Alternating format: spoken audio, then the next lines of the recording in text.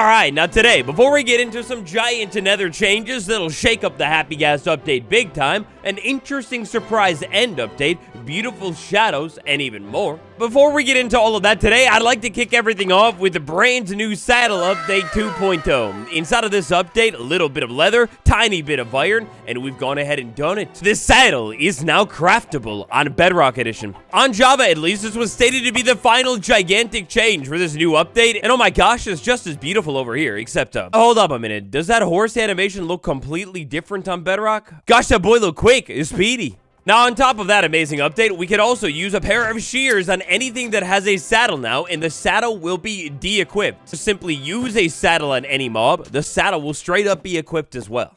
This week on Java, the devs declared the snapshot cycle just about done. Over here on Bedrock Edition, that hasn't exactly happened, but unless we're due for the greatest plot twist of all time, which, if you think about it, the update's already way larger on Bedrock. More on that a little bit later. I think this might be one of the final previews for this update as well. The weird thing about all of this is that this is one of the largest previews that we've seen in the 0.90 cycle so far. We've also got some pretty sick exclusive updates here too. In order to check out the very first one of the day... So narcissistic, dude. You already get a whole update. Back off. With this thing in the dried ghast originating from the nether, clearly this dimension is going to be a pretty significant part of the update. Honing in even more, though, from just the nether as a whole to a specific biome, the Soul Sand Valley is the big kahuna, the second-hand star of the show of this update. And today, all over the Soul Sand Valley biome, like, this thing is actually insane here. Moving around is structure, and wait a second, one more structure too. So in one of the most wonderful moves of all time for the dried and happy ghast community. Well, moving around here for 30 seconds on Bedrock, if you're familiar with it, you instantly notice the difference. The nether fossils, they are no longer, oh my god, you're louder than me. The nether fossils, they are way more common now. This is gonna make finding a dried ghast, getting your hands on it, like, insanely easy. I mean, look, it's kind of crazy to me how much they want us to be able to get the dried ghast, but I mean, I guess if this is really it for the update, we better be able to get our hands on it, right? Now, while we're talking about the happy ghast here, as you might have noticed when a ghastling spawned in, pardon the noise, the ghastling is still an enormous size on Minecraft Bedrock Edition compared to how it is on Java. Kind of crazy that the thing still isn't in parity. This thing is like a 2x2 blocks on Minecraft Bedrock Edition. On the other hand, though, this week, the devs have gone ahead and polished the happy ghast a million times over. So much polish, in fact, that the thing is practically Polish. Okay, you know what? I'm real sorry about that. I'll see myself out. It sounded better in my head. Big change, number one, that you might notice here. If you've ever put a happy ghast on a lead and then attached that lead to a fence, you would see a lot of spinning, circling, and dancing, almost as if it was listening to ABBA. Well, spinning, circling, and dancing is exactly what this thing doesn't do any longer. Now, if I take you off of that, give you the harness, and jump on this thing, oh, that was like the smoothest happy ghast pickup of all time. If I fly this thing, like, right along the ground here, listen. You see what you don't hear any longer? Footsteps. Previously, all flying mobs, when they would fly near the ground, they would make footstep sounds. Now, I don't know really specifically what other flying mobs were actually doing this. Like, does that mean the bat was walking the Phantom 2? But whatever. Now, in one of the craziest instances of happy ghast mob stacking madness, let's say I had a rideable mob on top of a happy ghast, and I got on that rideable mob while on the happy ghast. Well, no longer will I just straight up ghost through this mob and fly all the way down to the ground. Oh my god. And I wonder if we had 4 players here, could I put a camel right in the center, fly around, and the camel would actually stay? Our happy ghast friend this week around also has a change to the detection, how it will basically behave when players are near it. If I get within 1 block of the happy ghast horizontally here, the happy ghast is going to know I'm here, and I won't be able to pass through it. Where this mechanic is going to come into play, and you'll notice it the most here, is when you're trying to land on the happy ghast because it's properly solid. Vertically here, the happy ghast player detection radius has changed as well. It will now extend to 2 blocks above it. So that should mean, in theory, if I were up on top of a happy ghast and like jumped up real high or something, maybe I had myself a fancy jump boost 2 potion, I drink that and jump up. Well, at least until I reach that upper limit there, the happy ghast will be patient and not really move all that much. Unless I'm missing something, which if I am, call it down below. Other than the weird ghastling enormous size difference, I think this mob is in just about perfect parity. But the happy gas isn't the only mob to get some big updates this week. Cold freezing cow, you, at last, only about 2 months after its release, have been fixed. So the cold cow, specifically the horn on this thing, it is now mirrored on either side of this thing's head. You can see here the cold tip is going diagonally in and then diagonally in on the other side. Slide into the update that dropped last week, 1.20, 1.80. Check out the cold cow, and your immersion will be ruined forever. Now this week around, we actually have some more significant, groundbreaking changes to vibrant visuals. Oh baby. And turning vibrant visuals on almost crashes my game. Nice. Our first change of the day in Minecraft's most beautiful graphical setting will take place up high in the air, a location you might end up being in the Happy Ghast update. Inside of this update, if you soar all the way above the clouds here and then look down, well, previously, water just straight up wasn't rendering. Now, in order to check out this next one in its most beautiful glory, thankfully, I'll always take an opportunity to set it to sunrise and vibrant visuals. It's so beautiful. Inside of this week's vibrant visuals update, we actually have one of the biggest shadow updates ever.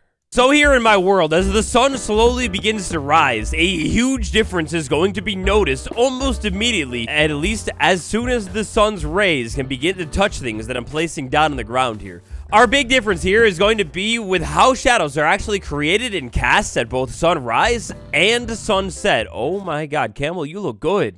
Alright, so maybe everything's blocking my way over there, but over here, look at these fence shadows. Whoa, those are way bigger than they were ever before. Same thing exactly is going to go on with this torch flower inside of a pot as well, and, well, literally anything else that I place on the ground. The shadows are way more dramatic and long here now. This will mean things like, say, tree shadows from trees that are pretty far away will be cast way further down onto the ground, and things that are maybe a little bit more unobstructed, say this fence out in the open, the shadow grows a little bit longer here too. In specific technical language here, the shadows can cast further. Before this change, shadows were clamped at a 30-degree angle relative to the horizon. This clamp has now been reduced by 20 degrees all the way down to 10 degrees. Oh, these shadows flying around up here in the air while the sun is still rising up into the sky, you can see they are way longer and more dramatic now. Now, another great thing that this is actually going to fix a little bit here when it comes to vibrant visuals is the sun. The rays, the lighting shining over the mountains when maybe it shouldn't exactly be doing so. And again, specifically, this will happen most commonly at sunrise and sunset. Whoa, look at my shadow behind me. How much more like real and long and tall it is. Oh man, this is so cool, and it makes vibrant visuals way more realistic. A huge vibrant visuals update that has made its way into the game today, just in time for its big release inside of 1.20, 1.90. Well, it has to do with leads. When I lead mobs together inside of vibrant visuals now, it's going to look way less glitchy than it did before. See, we're actually checking it out like a week or two ago here, but basically when I was putting mobs on a lead in vibrant visuals, the lead wasn't even fully connecting to the mobs sometimes. Considering that this is now going to be the default video setting inside of this update going forward for many devices, it's good to have everything looking nice. Now, it's kind of funny, quite tragic, really, like a Shakespearean play or something. Just last week, when I was making this video for Vibrant Visuals checking it out, I actually discovered a hotkey that I cut out of the video. Sometimes I cut out quite a bit from videos just to make it flow a little bit better. The hotkey, like a tattoo or something, was semicolon. I would press semicolon, and basically Vibrant Visuals would turn on and off, and I'm spamming semicolon right now. Tragically, not a single thing is happening. They removed it. Tragically, semicolon debug feature for toggling graphics has been fully removed. Now, this is quite odd because when they debuted Vibrant Visuals at Minecraft Live this year, they said with the press of a button, you'd be able to enable these beautiful graphics. I wonder if they have a different plan for this a little bit later on. According to Smokey Stack, though, a very good and trustworthy source on this one, Umbo Jankster said there was a myriad of issues which led to this decision. And if there's a lot of issues around this hotkey, I mean, it's pretty important to get it removed because vibrant visuals, well, as we learned last week and get a little bit more confirmation of this week, Vibrant Visuals is releasing as part of the summer drop for Bedrock Edition in, well, we don't know our release date quite yet, but very soon. Yeah, so the Vibrant Visuals update on Minecraft Java, it's basically the Happy Ghast, better leashes, and a couple of other nice but smaller changes. Meanwhile, it's looking like here on Bedrock Edition this summer, Vibrant Visuals V1, officially fully out of experimental, no toggles needed, it will be releasing as part of this update. Now, this is kind of insane because that means for Bedrock Edition at least, the Vibrant Visual Summer Update is actually quite gigantic. Shaders fully dropped into the game, no experimental toggle. I mean, that's insane. Look, no complaints at all. Like, it's cool to have this thing fully released. I love it, and I'm obsessed with it, but it does make me wonder about experimental toggles. Like, what the heck is up with experimental toggles that are exclusive to Java? Say the Redstone experiments, the minecart improvements, they haven't been changed in a long time. Why can't Java have a different one? I don't know. It's all just kind of weird, but don't get me wrong. For Vibrant Visuals, oh, absolutely beautiful news. Now, the final thing that I'd like to talk about when it comes to Vibrant Visuals today is a brand new temperature gradient system that has been implemented as well. Now, with all of the toggles enabled inside of Bedrock Edition, moving around from biome to biome here, the change that I am noticing is very subtle, if not even a thing here at all. Theoretically here, the best spot to check out these changes, well, that would be right over here at World Spawn, where I move from a forest to beach biome, both warm and neutral spaces, into this cold tundra, and I mean, I try and pay attention to the sky here, thinking maybe the changes are there, but I don't think I can actually see them. This stuff will be included alongside the first release of the Vibrant Visuals update, and I guess you need to customize it yourself to be able to check it out. Sculk vein, sculk vein. Take a look at the sculk vein. When I hold it, it's a perfect square. When I look at it in first person, it's also a perfect square. When I place this thing in an item frame, surprise, surprise, it's a perfect square.